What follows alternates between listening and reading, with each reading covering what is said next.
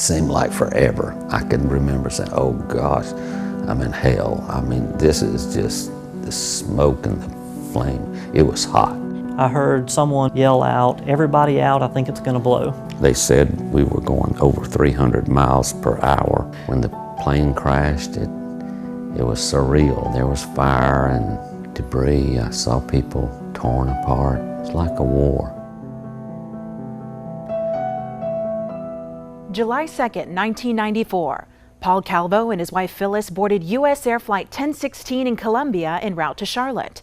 Their final destination was Washington, D.C. to see the 4th of July fireworks. The flight was uneventful until they met a thunderstorm. Paul Calvo is one of 20 who survived the plane crash that happened moments later just west of the Charlotte airport.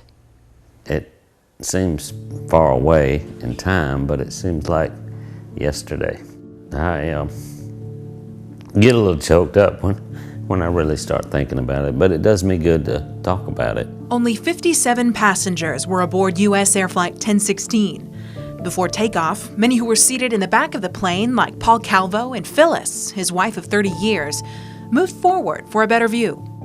That flight 25 years ago was the last time he saw his high school sweetheart alive. I just wasn't meant to die that day. Phyllis was seated by the window, Paul in the aisle. He remembers when the skies turned dark, he asked his wife if they packed accordingly. I said, did you pack us any rain gear? Because she's real thoughtful. She does everything as far as travel. And so she said, no, we'll just have to buy some rain gear when we get to Washington, D.C. As the plane approached its destination, a thunderstorm hovered above the Charlotte Douglas Airport. Back then in '94, they did not have Doppler radar, so FAA was announcing the bad storm, but USAir must have been on another channel or something and didn't get the warning. After aborting an attempted landing, the jet approached a field next to the airport. All of the aircraft stand by. All aircraft stand by.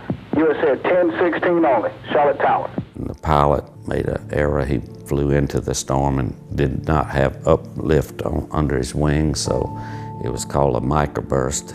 I can remember as he tried to get out of the storm, what they call firewall. They tried to jettison or rev up the engines to get out of it. Well, when the microburst, the warm air went up high and got cold, it just dropped, and he happened to be in the wrong place at the wrong time. It was like being inside of a basketball, dunked. It was that quick. As Calvo looked out the window, he saw trees.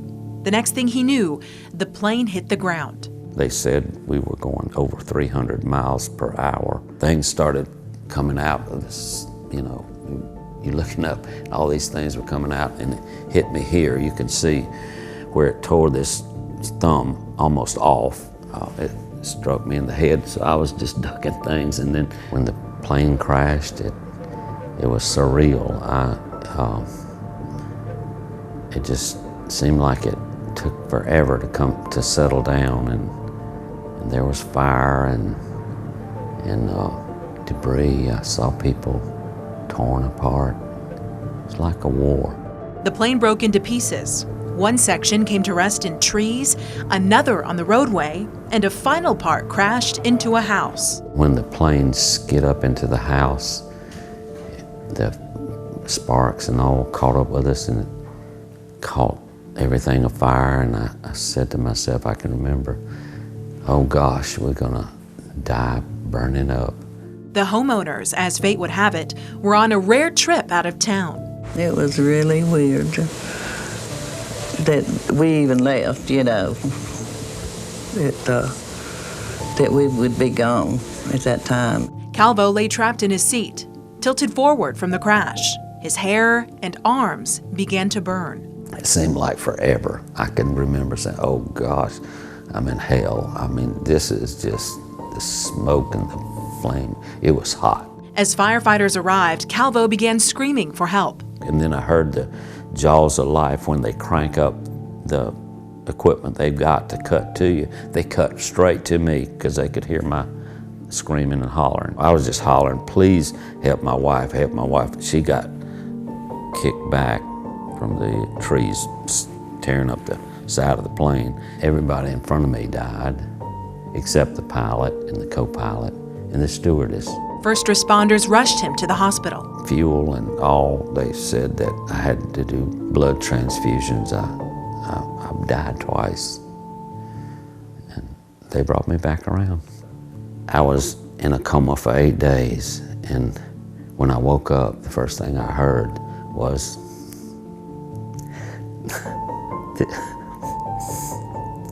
this kind of is the hard part.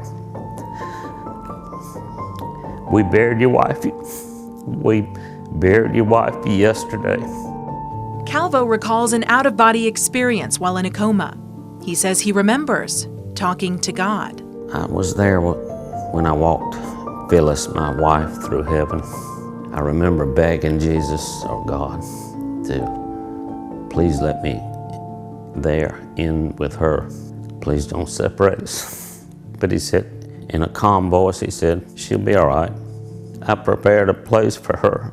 But I said, I don't understand. I don't want to live. He said, no, you have to go forward, and I want you to do one thing. He said, I'm not through with you yet. I want you to go back and treat my children like they were your children. 37 people died in the crash. The home on that property was demolished. The site is now owned by the Charlotte Douglas Airport. Took a toll on our family. My only son committed suicide. He was depression. Now, it's hard to lose your wife suddenly like that, but to lose your only son is horrific. It's tough to lose a spouse. It's tougher to lose a child. But God's got a path for all of us. We just need to work with Him, please Him. That's my takeaway from all this experience. You can't hug after you've gone. Eventually, Calvo flew again. And of course, we went right straight to Charlotte, flew out of Charlotte. And as we were sitting there, they bought my ticket. And I looked at the ticket, and you wouldn't believe this, but it was the same seat that I'd crashed in. And then as we took off, it was kind of a relief. I got to say goodbye to my wife, my first wife. And I hope this 25th anniversary of the crash helps people understand. We have a short window, just use it wisely.